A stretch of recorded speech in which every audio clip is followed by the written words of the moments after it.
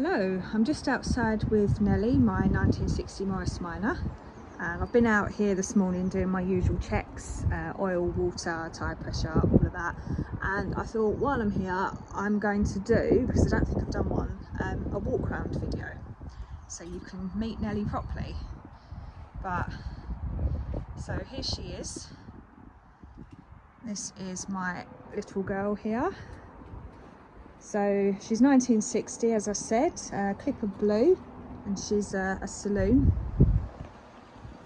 And bodywork wise, she's actually in really nice condition for her age. You probably can't tell from the video, but all the paintwork other than the bonnet, so the bonnet was resprayed within the last year or two, so it's slightly different colour, but it's not much in it, but the rest of the paintwork is original. And overall, aside from a few little flaky marks, or cracking rather than flaking, it's actually really nice. She's got a few little bits of surface rust here and there, but nothing major. And this, I don't know what this is. I think it's kind of like lots and lots of little chips in the paintwork. So I don't know what's happened there, but again, the superficial stuff doesn't really bother me. I will see if I can try and do something about this, but yeah, as long as she's solid, that's my main thing. And solid is one thing that she definitely is. She's had no welding at all in 65 years, which is really impressive. Don't know if you can see underneath very well, but she's nice and solid under there. So yeah, overall from the outside, for such an old lady, she's in very nice condition. So inside, pretty much the same story, all original interior, original seats, original carpet, everything's in lovely condition. I'm just going to get in the car actually, it'll be a bit easier. Everything's in really lovely condition, but the carpets are a little bit grubby. So one job I plan to do in the summer is to give them a really good deep clean.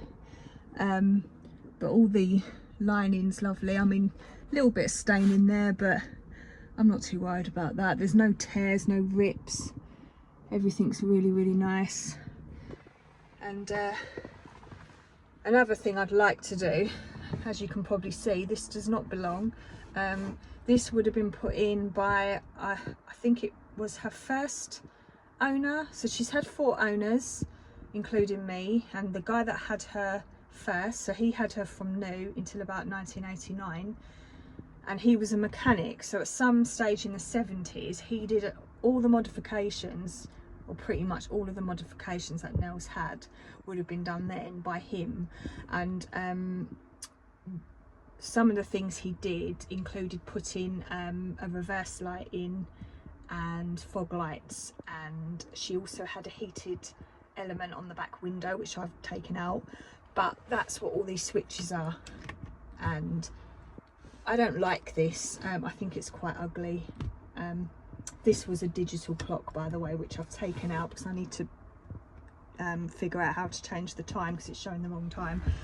But no, I want to keep the reverse lights and the fog lights because they're quite useful, but I want to change the switches. So my plan is to take this out and get something a little bit more in theme with the car and rewire them in. So that's something that I'd like to do at some stage. It's not urgent, it's more of a aesthetic thing, not, but yeah, I would prefer it if this wasn't here. Another little thing she's had changed is, I don't know why, but at some stage somebody has changed her from a pull start to an ignition start. So the pull start is here, but it doesn't do anything, so she's an ignition start now.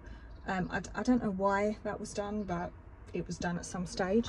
Now this is one of the few modifications that I've done myself. Well, I didn't do it myself, I had someone come and do it. I've had hazard lights fitted.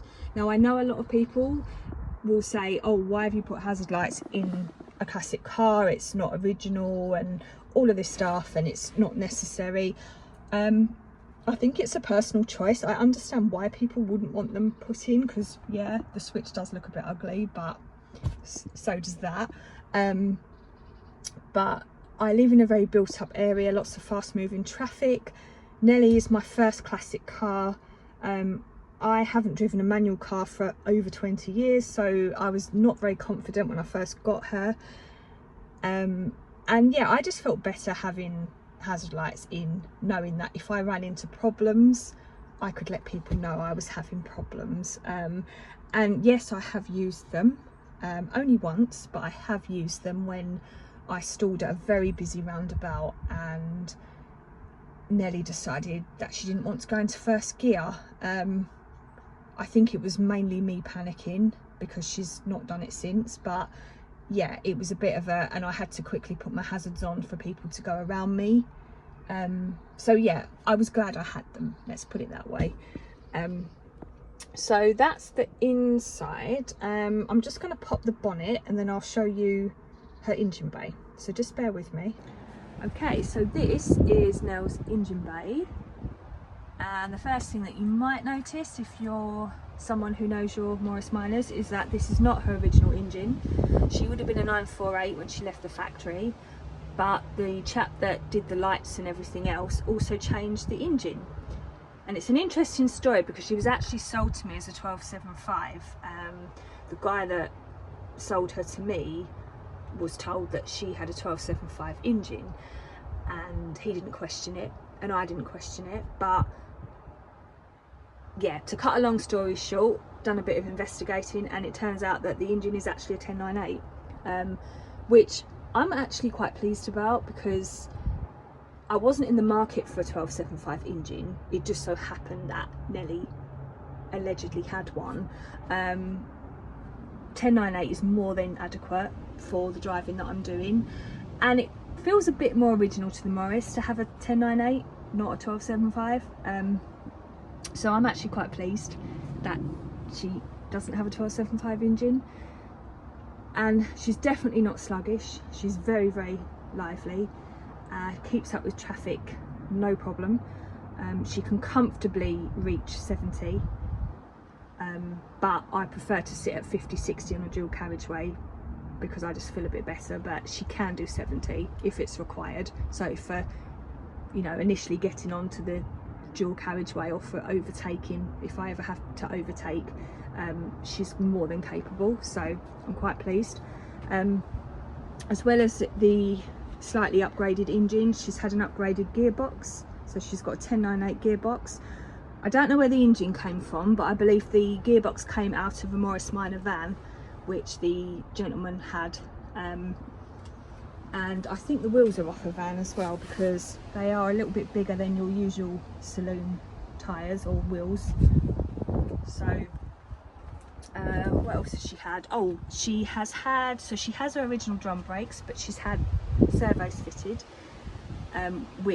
so I've never driven a Morris. She's the only Morris Minor I've ever driven, so I can't compare, but I don't have an issue with braking in her. Yes, I notice a difference compared to my modern car. I do have to brake a lot earlier, but it's not a problem. I haven't had any issues, and on the odd occasions when I've had to stop quickly, she will stop, so that's all good. But other than that, that's pretty much it for the engine. As you can probably see, it's absolutely disgustingly dirty.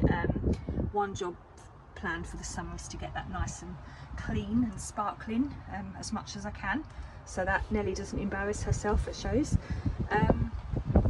But I'm also aware that a working engine is better than a clean one, so my priority is just to keep her running nicely, and the cleaning and etc. can come along when it comes along. But yeah, that's the engine. So I'm not going to start her up because I do need a new battery. The battery's a little bit on the weak side, so I try to avoid starting her up too frequently unless I'm going to give her a good run to charge the battery up. But while the battery's still functional, I'm not rushing to buy a new one, because batteries are not cheap. But she starts up fine and she runs lovely, and yeah, I feel pretty lucky to have her, to be quite honest. So yeah, I can't think of anything else that I plan to do other than pass my manual driving test very soon so I can get these L plates off, because she'll look so much nicer without them. But that is it. That is Nellie, everybody. So I hope you enjoyed this rambly, random video of me just talking about my car. As you probably guessed, I'm a complete newbie at this, so any suggestions, advice, any tips, always welcome. Always happy to hear from you guys to give me ideas and advice. But yeah, I hope you enjoyed. Happy Sunday, everybody, although it might not be Sunday when you're watching this. It's Sunday now. But yeah, have a good day.